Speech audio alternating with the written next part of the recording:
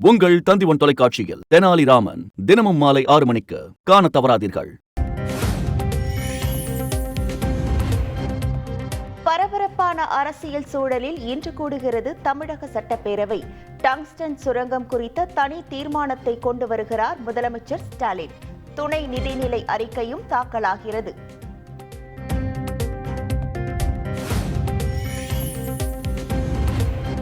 கடலூர் அழகியநத்தம் பகுதியில் மத்திய குழுவினர் புயல் பாதிப்பு குறித்து ஆய்வு. அழுகிய பயிர்களை கையில் எடுத்து காட்டி விவசாயிகள் குமுறல்.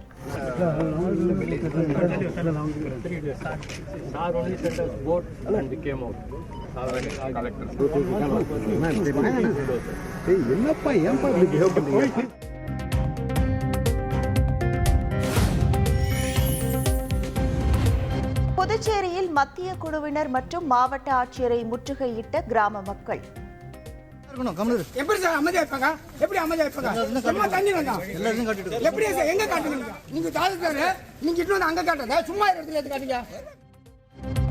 டிஎன் பாளையம் ஆதி திராவிடர் பகுதியில் வசிக்கும் வீடுகளுக்குள் ஆய்வு செய்யவில்லை என புகார்.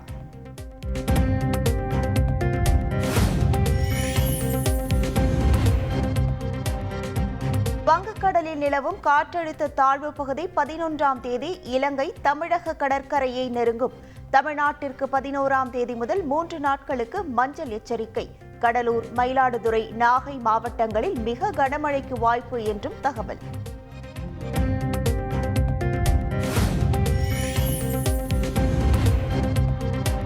ஆதவ் அர்ஜுனா மீது நடவடிக்கை எடுக்க தயங்குவது ஏன்? திருமாவளவன் கட்டுப்பாட்டில் விடுதலை சிறுத்தைகள் கட்சி இல்லை.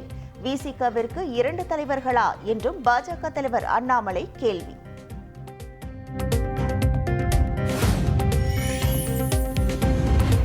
ஆதவ் அர்ஜுனா விவகாரம் குறித்து கட்சியின் உயர்நிலை குழுவில் பேசி அறிவிப்பை வெளியிடுவோம்.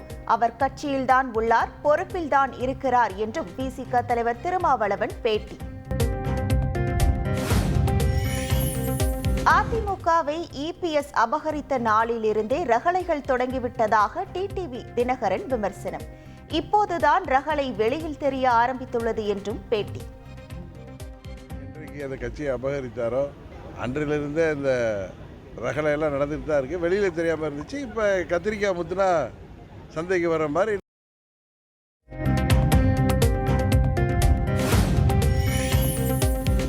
முன்னாள் முதல்வர் எம்டிஆர் ராமச்சந்திரன் மறைவுக்கு புதுச்சேரி முதலமைச்சர் ரங்கசாமி இரங்கல். முழு அரசு மரியாதையுடன் உடல் அடக்கம் செய்யப்படும் என்றும் அறிவிப்பு.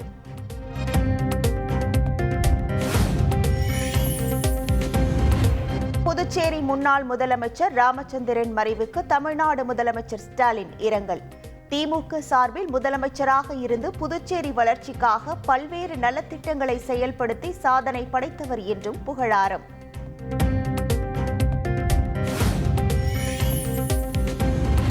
அரக்கோணத்திலிருந்து சென்ட்ரல் நோக்கி சென்ற மின்சார ரயில் மணவூர் ரயில் நிலையத்தில் நிற்காமல் சென்றதால் பயணிகள் அதிர்ச்சி.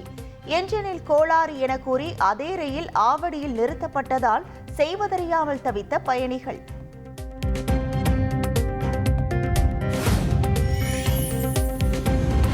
டாஸ்மாக் கடைகளில் கூடுதல் விலைக்கு மது விற்கப்பட்டதாக நுகர்வோர் குறைதீர் ஆணையத்தில் 10 வழக்குகள் தொடர்ந்த நபர். வழக்கு ஒன்றிற்கு தலா 6000 ரூபாய் வீதம் 60,000 ரூபாய் இழப்பீடு வழங்க அதிரடி உத்தரவு.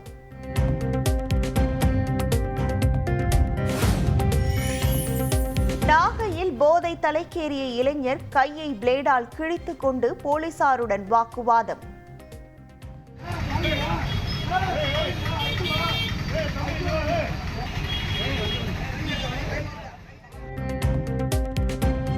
பொதுமக்கள் உதவியுடன் மடக்கி பிடித்து கைது செய்த போலீசார்.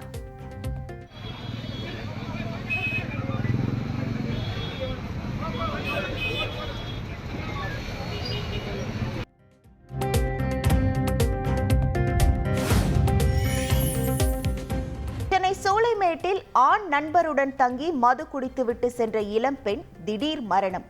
வாந்தி, மயக்கம் ஏற்பட்டு உயிரிழந்த நிலையில் போலீசார் தீவிர விசாரணை.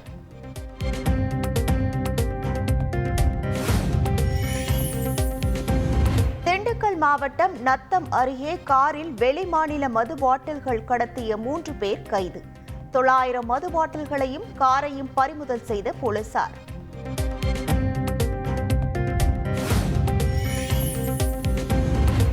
திருவண்ணாமலை மலையில் பக்தர்கள் ஏறுவது பாதுகாப்பானதா என்பது குறித்து வல்லுநர் குழு ஆய்வு. இன்று அறிக்கை சமர்ப்பிக்கப்படும் என அண்ணா பல்கலைக்கழக மண்ணியல் துறை தலைவர் பிரேமலதா தகவல்.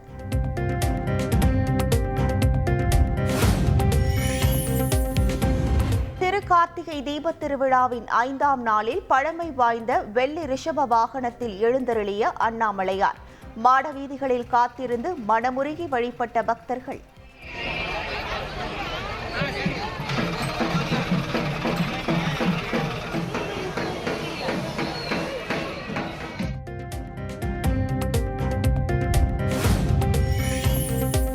பஞ்சாப், ஹரியானா விவசாயிகள் மீண்டும் டெல்லி நோக்கி பேரணி. ஷம்பு எல்லையில் பாதுகாப்பு அதிகரிப்பு. தடுப்புகளை மீறி நுழைய முயன்ற விவசாயிகள் மீது கண்ணீர் புகை குண்டுகள் வீச்சு.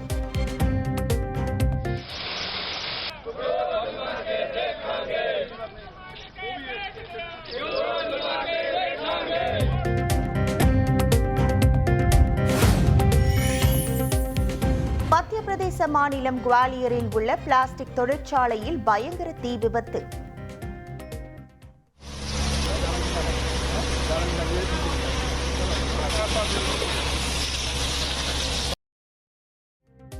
தீயில் சிக்கிய 4 குழந்தைகள் மற்றும் ஒரு பெண் பத்திரமாக மீட்பு.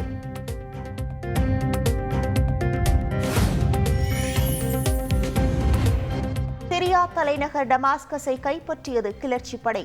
அதிபர் பஷர் அல் அசாத் ரஷ்யாவில் தஞ்சம் புகுந்ததாக தகவல்.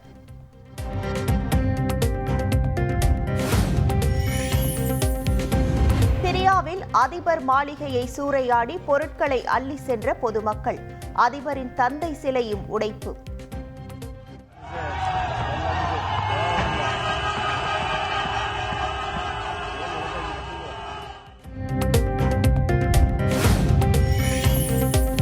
சிரியாவில் உள்ள கிளர்ச்சியாளர்கள் குழுவை ஒருங்கிணைத்து அமைதியான அரசு அமைய அமெரிக்கா முயற்சிக்கும். அதிபர் ஜோ பைடன் உறுதி.